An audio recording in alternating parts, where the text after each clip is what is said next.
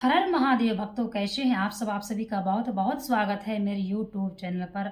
तो जो भी मेरी माताएं बहनें, मेरे भाई बंधु, मेरे बड़े बुजुर्ग, मेरे प्यारे बच्चे कुंभ स्नान के लिए जा रहे हैं, मैं उन सब के लिए भगवान से प्रार्थना करती हूँ, हरि से प्रार्थना करती हूँ कि आप सभी की यात्रा मंगलमय हो एवं सुखद हो।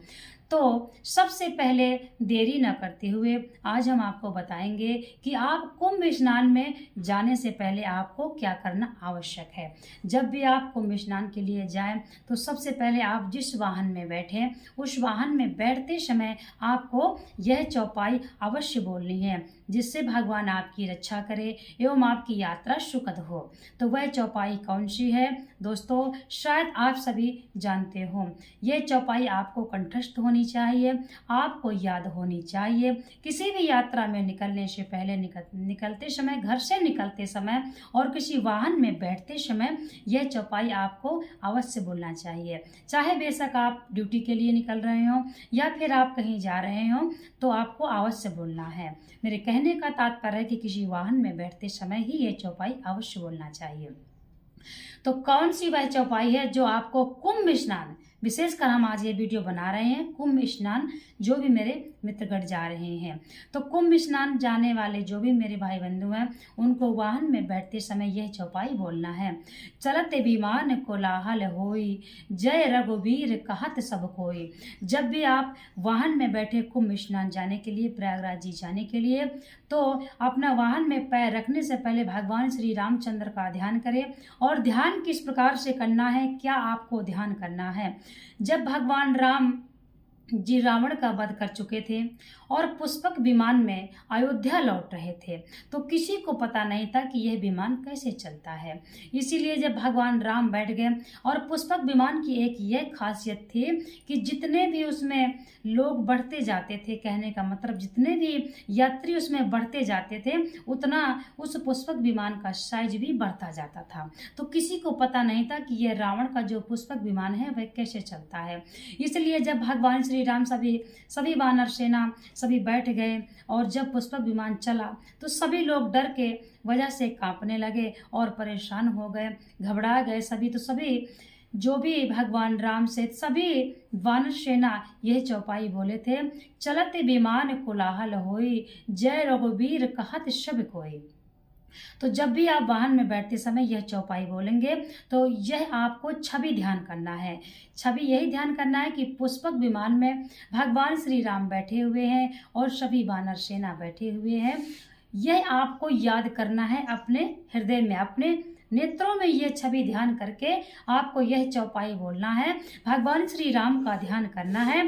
फिर इसके पश्चात आपको उस वाहन में बैठना है। और वाहन में बैठे, जब वह वाहन चले, तो आप बैठे बैठे वहाँ पर क्या करेंगे, तो जब भी आपका मन करे तो एक आध बार आप मन में आप यह चौपाई अवश्य बोल लीजिए, चलत विमान कोलाहल होए, जय रघुवीर कहत सब कोई। यह चौपाई आपको कुंभ स्नान जाने से पहले, वाहन में बैठने से पहले बोलना है, और वाहन में बैठे बैठे भी आपको बोलते रहना है। चाहे आप जहाँ जाएं, चाहे आप जिस यात्रा में जाएं, चाहे तीर्थ में जाएं, चाहे ड्यूटी जाएं, वाहन में बैठने से पहले यह चौपाई जरूर बोलना चाहिए। तो बात तो अब सबसे जो पहली बात है वह तो ये। अब दूसरी बात क्या है? दूसरी बात यह है कि कुंभ स्नान करने के पश्चात आपको क्या दान करना है। दान करने की विशेषता हम आज आपको बताने वाले हैं।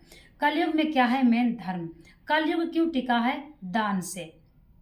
त्रेता और द्वापर युग तो तपस्या से तथा भगवान की भक्ति से ही टिकते थे, परंतु कलयुग में भगवान की भक्ति कोई ज्यादा नहीं कर पाता है, परंतु कलयुग जो टिका हुआ है, जो हमारी रक्षा चल रही है, वह दान से।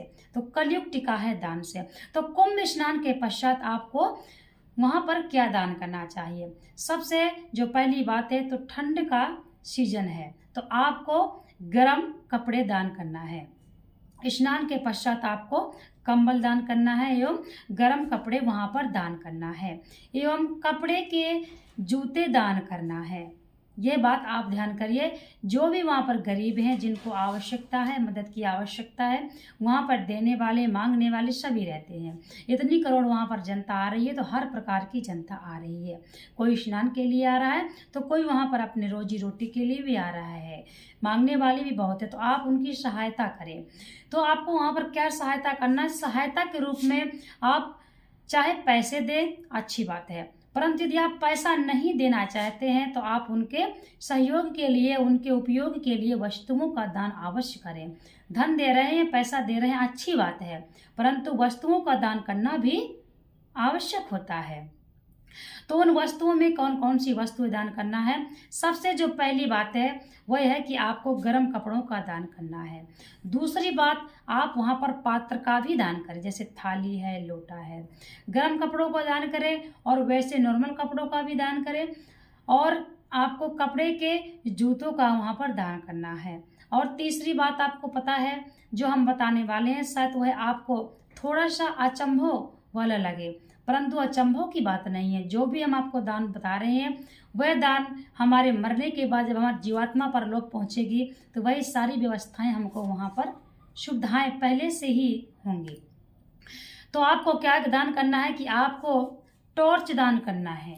कुंभ स्नान के पश्चात आपको वहां पर टॉर्च दान करना है, इस बात का ध्यान कीजिए। और दूसरी बात क्या है कि आपको वहां पर घी और तेल का भी दान करना है। आप घी का दान करें, आप तेल का दान करें। और आटा, दाल, चावल, यह तो आप सभी को पता है कि दान ही करते हैं।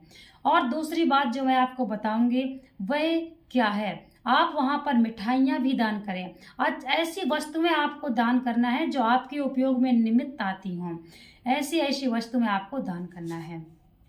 आप जो छोटे बच्चे हों उनके लिए कपड़े के जूते दान करें, बड़ों के लिए दान करें तो कपड़े के जूते दान करें, एवं गर्म कपड़े दान करें, अन्न का दान करें, भोजन का दान करें, बने हुए भोजन जो बना हुआ हो उसका भी दान करें, एवं आटा, दाल इस प्रकार भी दान करें।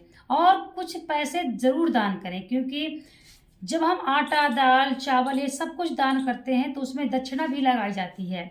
और दक्षिणा किस लिए लगाई जाती है कि जो हम दान नहीं कर पाते हैं, मान लीजिए हम किसी ब्राह्मण को दान कर रहे हैं, तो दोस्तों जो भी हम कुंभ स्नान में आटा, दाल, चावल जो भी हम दान करते हैं वह उनके लिए नहीं है। वो तो इस संसार में हमको ऐसा लगता है कि हम दान कर रहे हैं, परंतु इसके बाद जब हमारी मृत्यु हो जाएगी और हम परलोक पहुंचेंगे, हमारी जीवात्मा जब परलोक पहुंचेगी तो वह हरि की कृपा से वह सारी सुविधाएं हमको उस परलोक में रखी हुई मिलेंगी। तो यदि आप कुंभ स्नान करने जा रहे हैं तो थोड़ी सी व्यवस्था जरूर करके जाइए अपने पैसे की। देखिए, कमाना धमाना तो रोज का कार्य है, परंतु यह कुंभ स्नान यदि आप बड़े सौभाग्य से जा पा रहे हैं, सब कोई नहीं जा पा रहा है, यदि भगवान की कृपा है तभी आप जा पा रहे हैं।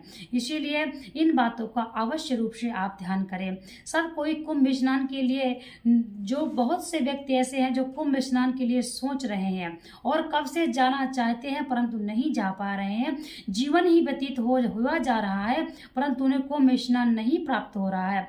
यदि आपको प्राप्त हो रहा है तो बड़ी सौभाग्य की बात है, भगवान की कृपा आपके ऊपर है, इसीलिए आप कुंभ स्नान के लिए जा पा रहे हैं। तो इस बात का आप अवश्य रूप से ध्यान रखें कि आपको कुंभ स्नान में किन किन वस्तुओं का दान करना है।